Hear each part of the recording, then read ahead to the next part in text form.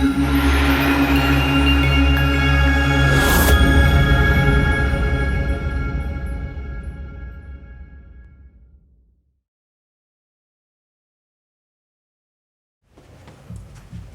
for today's warm-up, we're going to start off by doing jumping jacks for 1 minute. On the bell. Yo! So you don't have to go really fast when you're doing jumping jacks. It's actually much better to be consistent. So if you set a little bit slower tempo, that's no big deal. Just try to stay consistent the whole minute. Starting to elevate the heart rate just a little bit, so start breathing nice and deep. Getting your body ready for an awesome workout today.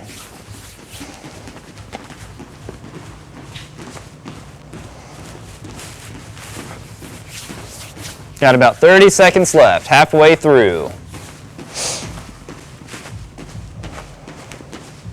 Very consistent pace, good job.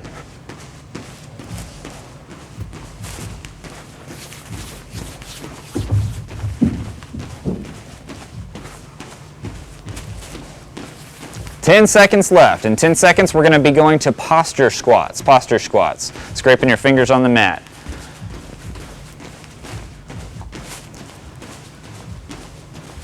And go, posture squats. Keeping your back straight. It's best to look out in front of you. Don't look down at the mat because that's going to make you want to hunch your back over. So keep your back straight, looking in front of you, and they're just barely scraping their fingers on the mat as they go down. So posture squats.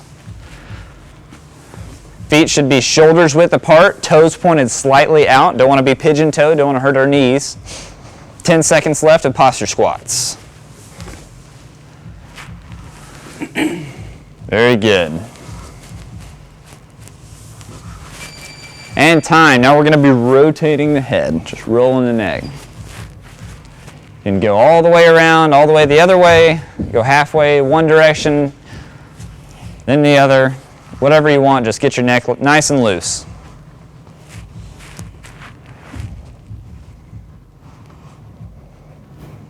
Now some yeses, up and down. Now nose, side to side. Very good. Ear to shoulder, all the way, all the way. There you go. Now rotating the arms forward, circling the arms forward. Again, you don't have to go very fast. We're just lubricating the shoulder joints, stretching out the back, getting a little stretch out of the chest. Now let's go backwards. Very good. Now let's cross the arms. So just keeping the palms down, crossing the arms.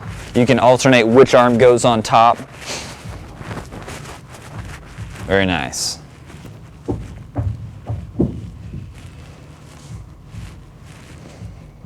Okay, here in just a second, we're going to get to mountain climber. So in the push-up position and alternating your feet. Let's go ahead and get there now. And then on the bell, I want you to go at a good steady pace.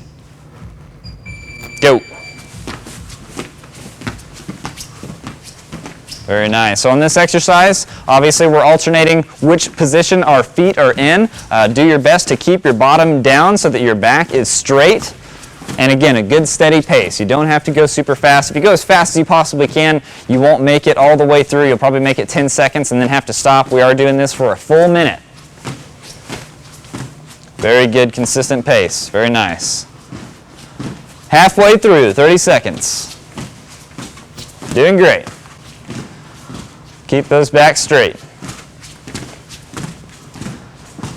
You got 20 seconds left of this. After this, we're going to stand up and do jab, cross, sprawl. Jab, cross, sprawl. Doing great. Keep going. 10 seconds. Don't cheat yourself. Go all the way.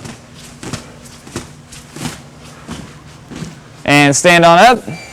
Jab, cross, sprawl. Just keeping your hands nice and loose. You don't have to clench your fists. Just jab, cross, and then going down for a sprawl. So do be sure that you squat down and actually touch the mat or the ground first, and then shoot your feet back. Notice they're putting a hip or their belt knot directly to the ground, all the way down. Practicing our takedown defense. As if somebody's trying to shoot in and take you down, this is the defense for that. Only 10 seconds left.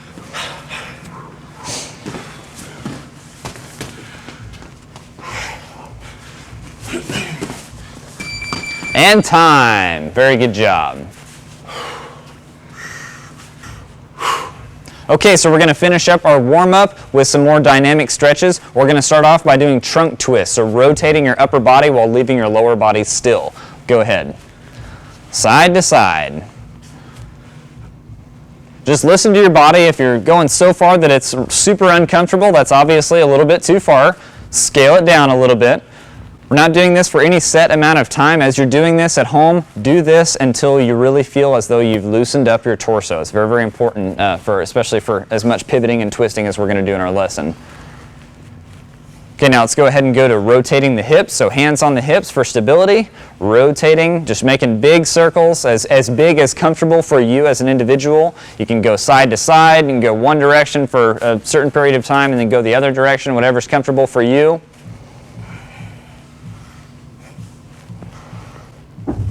Very good. Now we're going to go ahead and move on to ballistic stretches. So we're going to do a front kick stretch. So it's not an actual kick, it's just a stretch. So let's go ahead and get in a good stance with your hands up. Rear leg, keep it straight, swing it up. Let's do 5 repetitions of that. And then after you're done with those 5 repetitions, we can switch to the other one. So when you get to your 5th repetition, you want to go as high as you safely can. It's a great way to stretch, but it's also a great way to pull a muscle if you go way too far. So obviously keep it sensible.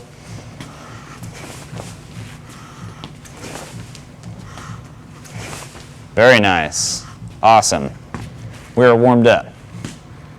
Okay, for today's lesson, we're going to be starting off with the different stances that we use in Krav Maga and their proper terminology, so you know what we're talking about as we refer to them. The very first one is simply the neutral or passive stance. As we're standing right now, just standing around talking to somebody the way that we normally are, this is the neutral stance because I'm not really expecting anything to to happen or anything like that. I'm just standing around. The next one would be the interview stance. So as I talk and I use my hands when I talk, this is fairly natural because a lot of people do this, or I can kind of hold my hands like this, or just whatever I'm doing just to get my hands up and just be a little bit better able to block something and be able to handle something that's coming at me. So this would be the interview stance, as if I'm interviewing somebody. I'm talking to somebody and I'm not quite sure about them, so I'm not being paranoid, I'm just being hyper vigilant, just being aware, and so my hands are up just like this. If I'm really thinking that something is going wrong, I would go ahead and get into a guard stance. So I would simply step one foot back, and I would really want my hands to be much higher or even out just like this. Now, as we go through and do a guard stance, it's very important that we have our hands open as opposed to closed. This demonstrates or communicates with my body language to another person that I don't want any confrontation, I don't want anything bad to happen. My hands are open, I'm like, hey, stop, get away from me, I don't like you, whatever. I'm here, as opposed to this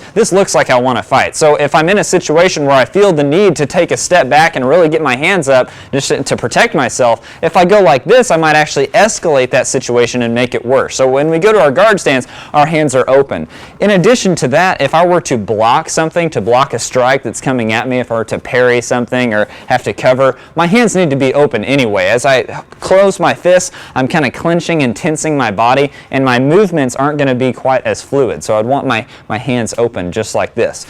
From those stances, from the guard stance rather, then we're going to go into some movement today. So if I could have you two get in the guard stance for me, please. They're both choosing to put their right leg back, which is fairly standard, the orthodox stance. Their feet are about shoulders width apart. Their elbows are pointing down at the ground to protect their ribs, and then their hands are up and open in front of their face to protect themselves. So as we're in the guard stance and we go to move around, it's very important that we never cross our feet. If anybody were to push you while your feet are crossed, you're obviously going to trip yourself and fall over, and then it's a ground situation, then it's a whole different ball game. So their hands, or their feet rather, are nice and wide, about shoulders width apart, and they've taken one step back. As they move around, their feet can get further apart, but they should never really get closer together. So when we move around, we do something called step and drag. Whichever direction they want to go, the foot that's closest to that direction must move first. So for example, if you guys were to move forward, their left feet, on both of them,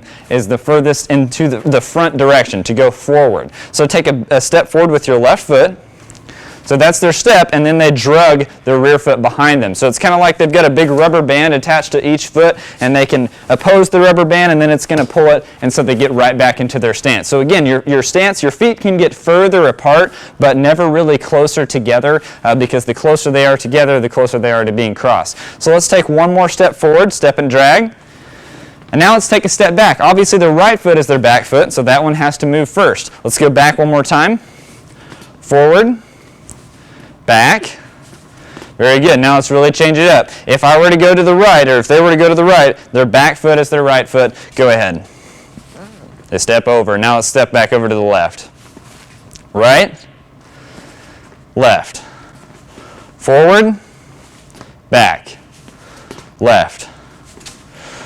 We see how it goes. So let's go ahead and get reset really quick. So if I partner these two up together, facing each other, and a very simple, easy drill that we can do to practice this movement is to select one person to be the aggressor. So you're the aggressor. Wherever he goes, he has to keep him roughly in the same distance. So if he moves forward, Zach would have to move back. If Matt moves back, Zach would move forward. If Matt moves this way, he's going to keep him in front of his face, in front of him where he can see him and protect himself at all times. So let's go and just move around a little bit. Just nice and slow. Go at your own pace. Very good. Trying to stay the exact same distance apart from each other. This is fairly easy to do. It doesn't take a whole lot of time to get fairly proficient with this. Very good. And time. Very nice. So that is the step and drag way of moving while in the guard stance.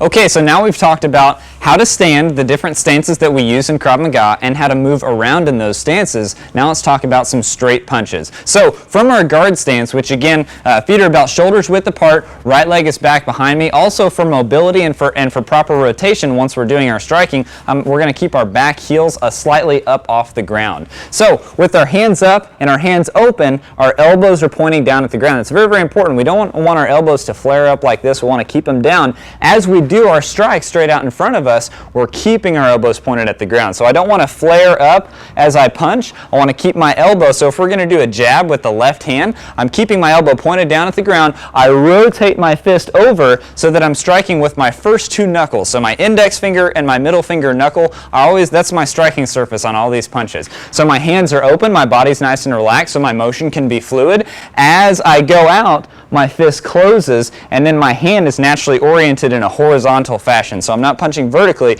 I'm punching horizontally. So let's do that a couple of times, just straight out, keeping your elbow down, and then straight back in. Just practice going from your stance all the way full extension, and then right back in. Another thing that I'm doing is I'm trying to hide my jaw or my chin with my shoulder. So I'm keeping my shoulders hunched a little bit, my chin is down, and then as I do this, when I'm at full extension, my chin should be hidden by my shoulder. I'm just like this. I'm kind of hiding behind my shoulders as I do my punches. Now the other hand would be the cross. So our rear hand is the cross. Now to do this properly, we really need to rotate our body and pivot on the ball of our rear foot. That's proper body sponsorship and body alignment. That makes this punch much more powerful than just the jab. This is essentially the power of our arms. I'm just going out, I'm gauging the distance, I'm gauging where somebody is, and this would be more of a power shot. I rotate, and there's a lot more of my body weight behind the punch. So let's practice that. With our hands up, let's practice keeping the elbows pointed down, going straight out and straight back in. Straight out and straight back in. We can start to add some speed, but want to be sure that obviously we have good technique. So let's just go jab, cross. Very good. 1 and 2. Just get used to the feeling of pivoting on the ball of your rear foot. You'll learn for you as an individual how far you need to pivot, what's too far, what isn't quite far enough. Be sure that your jaw line is hidden by your shoulder with each repetition. Doesn't matter if you're throwing a jab or a cross, one of your shoulders should be protecting yourself just in case you're being hit as you're throwing a strike. Just staying protected. Very good. A couple more times. We can start to add some speed to it so you can learn what it's like to really snap those punches out there and do it quickly. Very nice. Very good body sponsorship. I love seeing the rotation. Very good. So all that's happening, again, as you're moving around and doing your punches, your feet can get further apart but never closer together. So let's add that into a drill. So our first little drill, let's just do very simple thing. We're essentially going to practice our accuracy. So I'm going to make one person, Zach, the aggressor, and I'm just going to have him go like this. So it's almost like he's clinching. He's got a tie clinch on somebody. What he's doing is he's creating negative space in between his arms, so that way Matt, our defender, is going to have to move around. So we're practicing good movement, stepping and dragging, not crossing the feet, not making them too narrow. And he's also practicing defending himself by becoming the aggressor, by attacking back, and he's working on his accuracy. So go ahead and make that tie clinch for us. So he's going to go through this negative space in between Zach's arms, okay? So I want you to go ahead and be the aggressor, so I want you to move around. Matt has to move with him, and jab cross. Left, right. Left straight, right straight. Very good.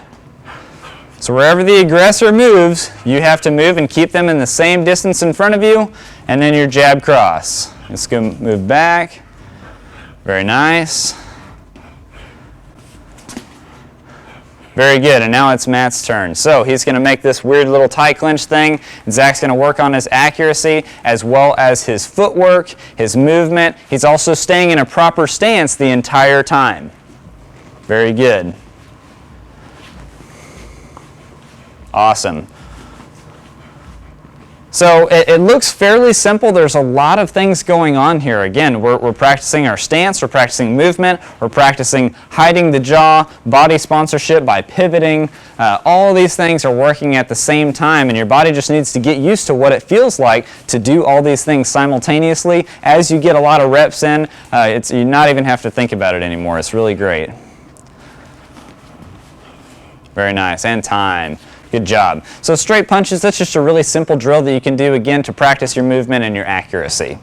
Okay, so now moving on to instep kick. So we're going to be kicking with the instep, which is the top of your foot where your shoelaces are. So obviously you have to point your toes a little bit out in front of you so you don't actually kick with your toes and hurt yourself. So to do this motion, it's really, really important to understand the proper body mechanics in doing the full kick. As I do this kick, if I just use my leg, that's just the power of my leg, so it's not as much power as I could have, but it's also fairly short. I can't reach very far out.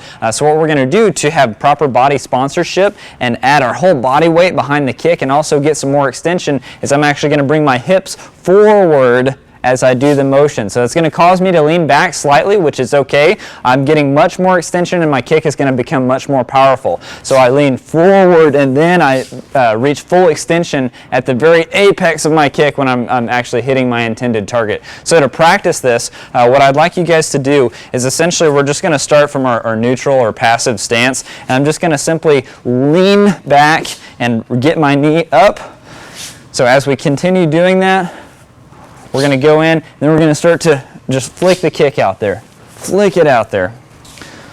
Very good. And so you're learning how to do it fairly hard. And again, you're pointing your toes so that you're kicking with your shoelaces, essentially. You don't want to kick with your actual toes.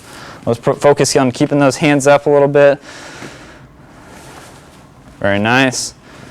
And now just full extension. I want you to practice going, just being still. We can go ahead and get in our guard stance now. So we're having our hands up with our hands open. And now just really flicking it out there fairly hard. And focus on, so we're almost trying to get our hips in front or level with the foot that stays on the ground. That's a good way to look at it. Okay, and time. So very, very simple motion. I'm going to go ahead and give a pad to Matt here.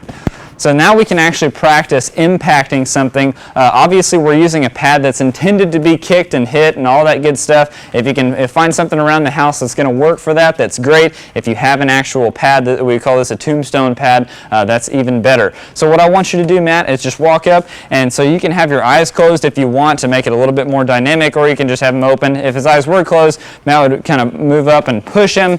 Now he's stepping back, and so as he gets pushed, he needs to catch himself, and that's just going to naturally, he's going to bring his hands up, and it's going to naturally put him into his guard stance or his fighting stance, and then he's throwing that instep kick. So let's just practice that a couple times.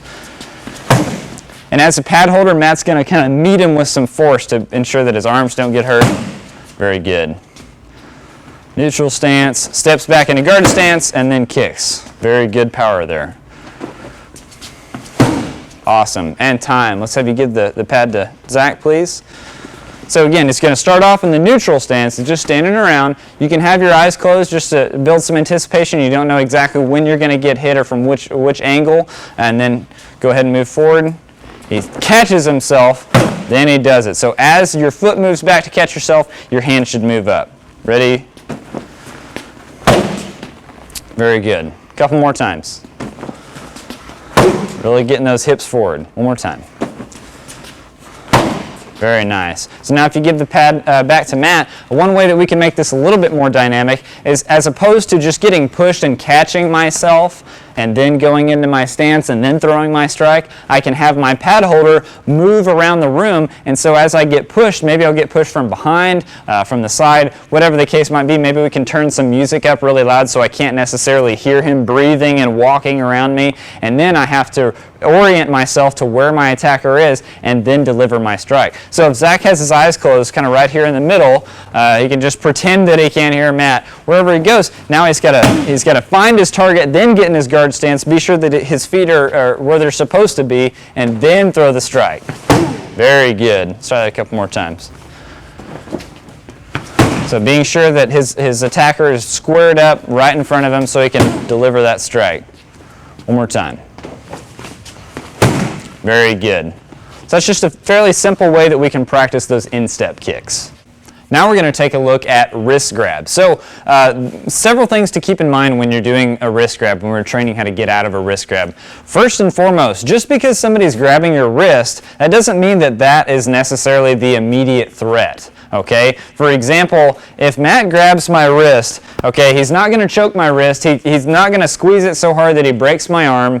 This isn't necessarily the immediate threat. The immediate threat is maybe he's going to pull me off balance, maybe he's going to hit me. So being pulled off balance, pulled off my base, and then being struck, that's really the immediate threat. So I think sometimes we tend to think too much about what the technique is. So he grabs, and I'm going here and I'm doing stuff, and I'm just exposing myself to things that I don't need to. So take it for what it is. Be sure that you have a good base, a good wide base. I can drop down anytime I get grabbed, and then we can of course focus on getting out of the wrist grab, but just be sure that you're looking up at the torso so that you can see the arm in your peripheral vision, just in case there's a strike coming or something like that. Just take it for what it's worth. So the first thing that we're going to do is same side. So if I reach across with my right arm and grab somebody else's left arm, that would be on the same side of both of our bodies. So if Matt were grabbing me, it would look like this. He's reaching over on the same side of his body. Now, to do this, I need to think about elbowing his arm off of me. If my elbow moves forward, then that turns my arm into a lever, and that's what gets him off. Now, to support that a little bit more, to bolster that defense up in case he's a gigantic guy, I can make a fist, I can grab my hand, and then I can move my elbow forward. So I have a lot of people that want to grab and try to just pull their hand out. That's not what we're doing here. I'm not just trying to pull my hand out. I'm turning my arm into a lever, which the fulcrum is going to be his hand, and I'm almost thinking about elbowing his arm off of me. So I'm going forward with my elbow. So let's practice that a couple of times. These guys know this defense, so he's grabbing same side. He's going to make a fist. Oh, no, that's no problem. So he's showing that it's a lever right now, and that's perfectly fine. Do that a couple more times, actually. Very good. Good. So notice he's keeping his other hand was up. He's got a good base. Even if he gets pulled off balance a little bit, he can recover and take those baby steps. Now let's go to the other side. Very good. So elbow is coming forward. And if you actually elbow their arm, that's great. That's awesome. Very good. One more time. Good. So again, the defense is simply using your arm as a lever, bringing your elbow forward, and then, you can elbow their arm, and that's great if you do, but you don't have to. You just need to be sure that your elbow goes forward. To bolster that defense a little bit and make it a little bit stronger, just in case it's a very strong person that's grabbing you, we can make it better by making a fist, grabbing the fist, and then as our elbow moves forward, we've got a little bit more leverage in pulling our arm, or pulling the wrist out. So it's really leveraging your arm there. So that, again, is the same side. As far as drilling this is concerned, there's several simple things that we can do.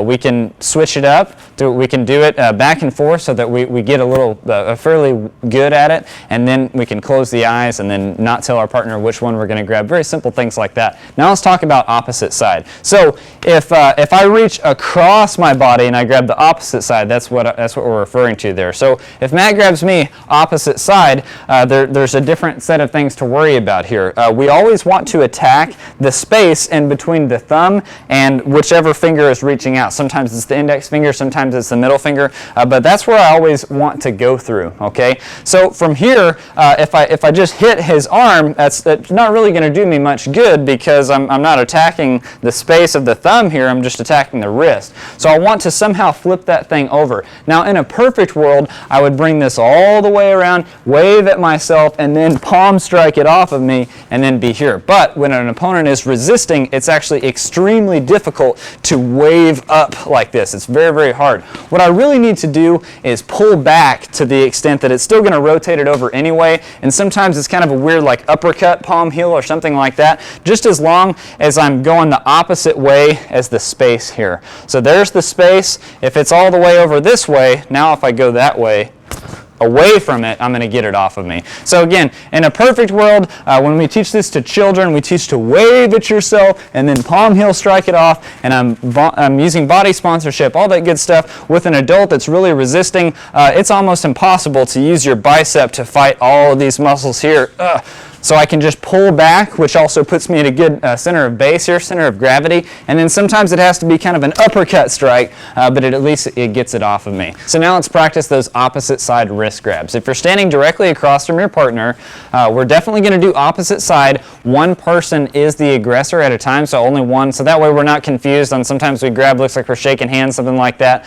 So if Matt is the aggressor, he's going to reach over, grab, and then he identifies which of his hands is being grabbed, and then he does it. So now I want you to go ahead and close your eyes. So he doesn't know, he knows it's going to be opposite side, but he doesn't know which hand he's going to grab with. So now we can start to train really recognizing which one it is and then reacting appropriately. Very nice. And so notice he's going nice and slow. He's going at a pace that he can do it correctly, which is very, very important in your training. If you're consistently reacting to something incorrectly, that simply means that you need to slow your tempo down. You just need to go a little bit slower. No big deal.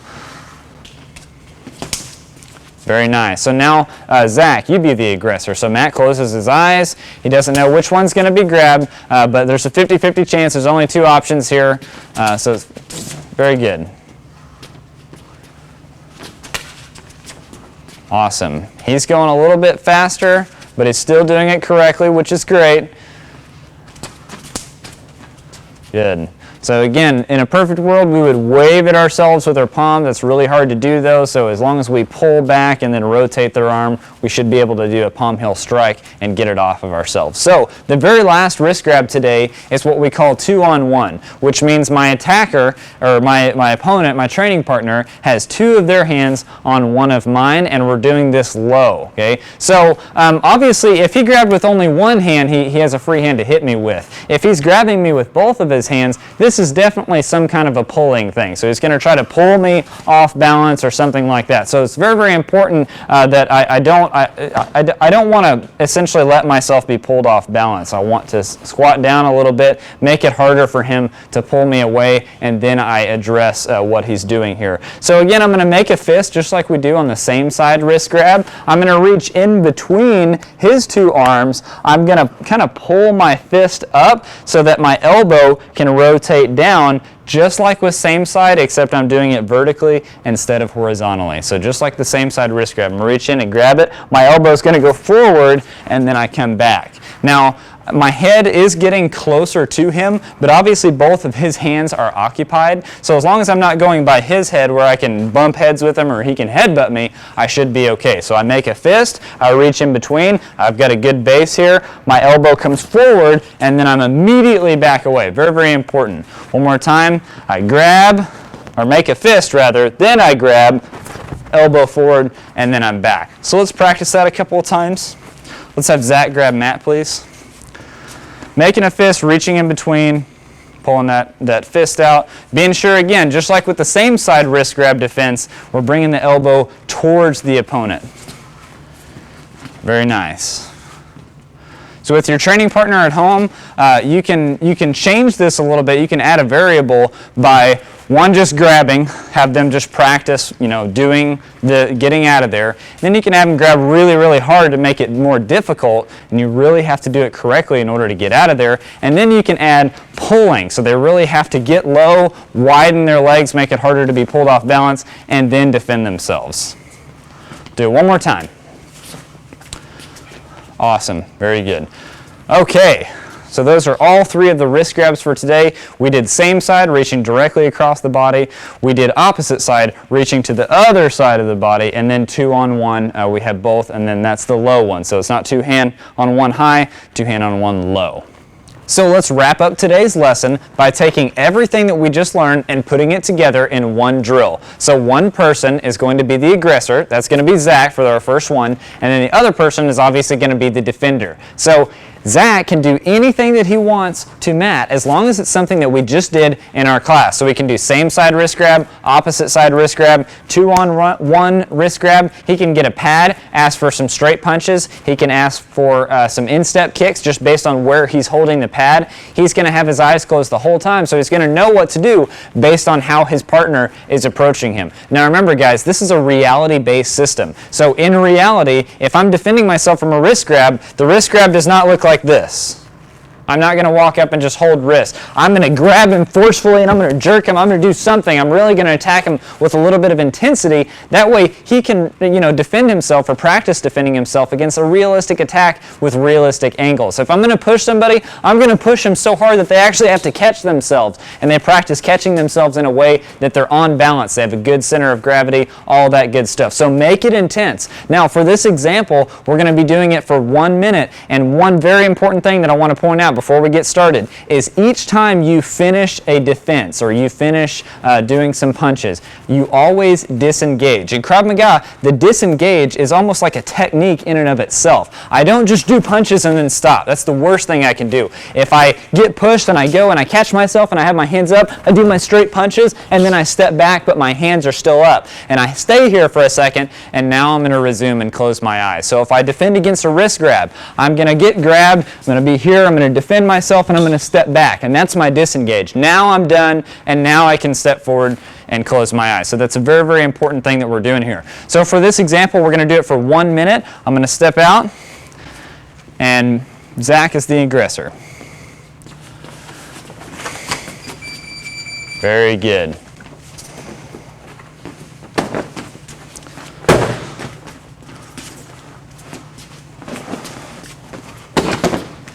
Very nice.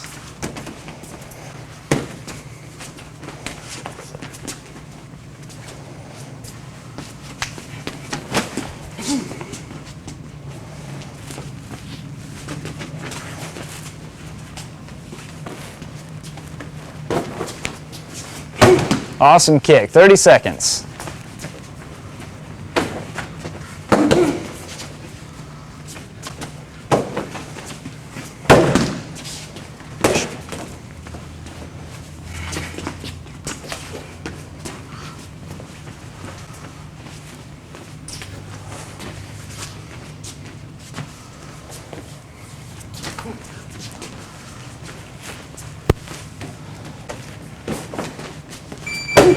And time. Very nice. Okay, so now for 1 minute, Zach is going to be the defender and Matt is going to be his attacker. On this one, we're going to kick it up a notch. And this, again, these are just example drills. But as we do this drill, and the other person, when you get grabbed, you can actually add some straight punches or some instep kicks before you actually disengage and get away from that wrist grab. So we're just going to kick up the intensity even a little bit more this time. So 1 minute on the bell, Zach is going to be the defender.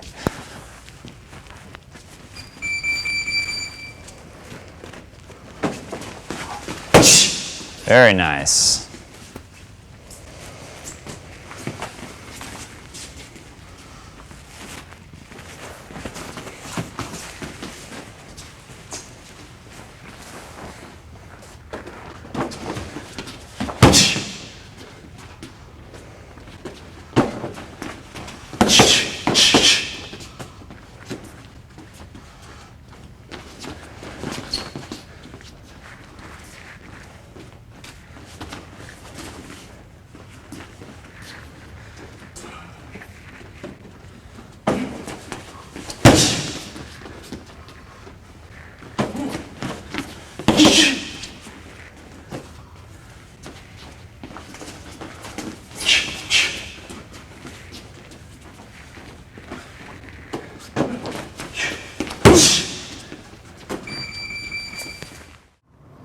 Great job today, everybody. That is the end of your first class. Now keep in mind, that was the instructional class, so we're really just going through and teaching you how to do those techniques, and I highly recommend that you go ahead and watch this class several times and redo it just so you can really raise your proficiency. Our next class, we're going to be drilling all the techniques that we learned today with lots of intensity, so you want to be sure that you have a pretty good mental understanding of what you're going to be doing, so the drills that you do, they're going to be very effective. They're going to be useful. If you have any specific questions about anything that we did today, please feel free to post those comments and questions in the forum.